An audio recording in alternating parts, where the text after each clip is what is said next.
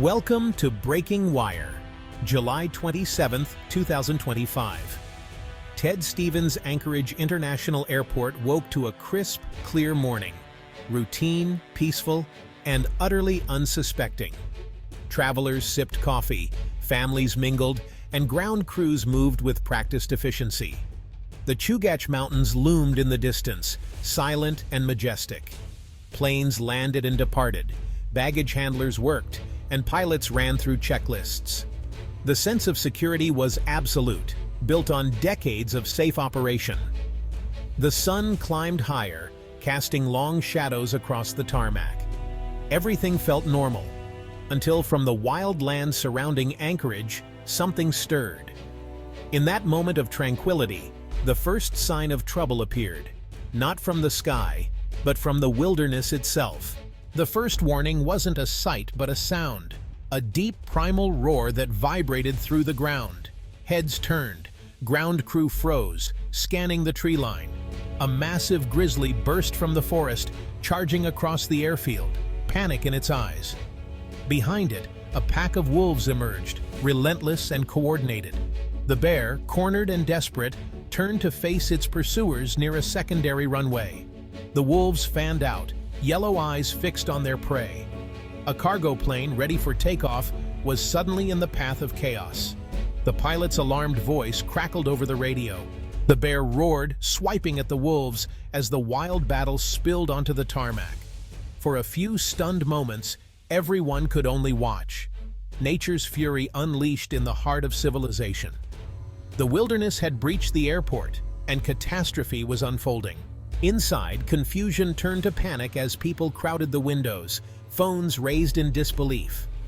Parents pulled children away, staff scrambled to calm the crowd and secure the terminal. Security locked down access points, unsure if more animals would follow. On the airfield, the cargo pilot gunned his engines, barely escaping the bear's swipe. Ground crews dashed for cover, while the control tower's voice cut through the chaos. All runways closed! The bear, wounded and exhausted, fought for its life. The wolves pressed their attack. Flights, meetings, vacations, all forgotten in the face of raw, untamed nature. The airport's calm had vanished, replaced by primal fear and awe. The response was swift and uniquely Alaskan. Wildlife troopers, part law enforcement, part biologist, were called in, armed with tranquilizer rifles and experience. Fog rolled in from Cook Inlet, dropping visibility and raising tension. News of the shutdown spread fast. Locals offered advice and support, rallying together in true frontier spirit. The troopers moved with quiet confidence, aiming to de-escalate, not destroy. Their goal: protect both people and animals.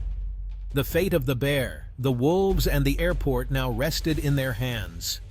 The wildness of Alaska had reasserted itself, shrouding the airport in mist and uncertainty.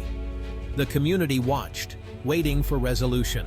The airport was locked down, flights diverted, planes circling above the fog. Inside, anxious silence replaced panic as staff handed out blankets and updates. On the airfield, the troopers crept through thick fog, using thermal scopes to track the exhausted bear and lurking wolves. The bear, injured, had taken refuge near maintenance sheds. The wolves lingered at the forest's edge. The troopers' mission: tranquilize and relocate the bear, avoid further conflict. After tense hours, a trooper found a clear shot. The tranquilizer dart hit its mark. 20 minutes later, the bear was safely sedated. The wolves, sensing the end, melted back into the woods. The immediate danger was over, but the airport's ordeal wasn't finished. Relief was palpable, but the wild had left its mark.